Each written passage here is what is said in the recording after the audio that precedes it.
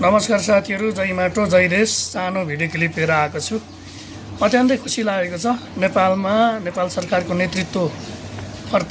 नेतृत्व गर्न जानुभएका युवा व्यक्तिहरूसँग प्रशस्तै सम्पत्ति धन सम्पत्ति भएको चाहिँ सम्पत्ति आय विवरण प्रस्तुत गर्नुभएको छ।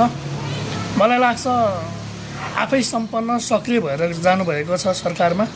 सम्भवतः भ्रष्टाचार गर्नुहुन्न र देशलाई सुशासनसँगै समृद्धितर्फ लानुहुन्छ भन्ने चाहिँ मैले विश्वास लिएको छु। सबैभन्दा नेपालको धनी व्यक्तिमा स्वर्णिम वाग्ले देखियो, अर्थमन्त्री जो कि उहाँ अर्थमन्त्री हुनुहुन्छ अहिले, भने गृहमन्त्री पनि जाने चिने हुनुहुन्न रहेछ। उहाँसँग पनि प्रशस्तै छ भन्ने कुरा थाहा भयो भनेदेखि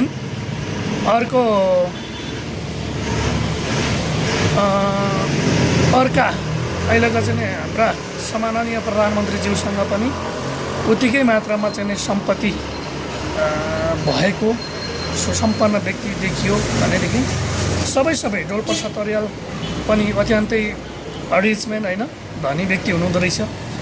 अब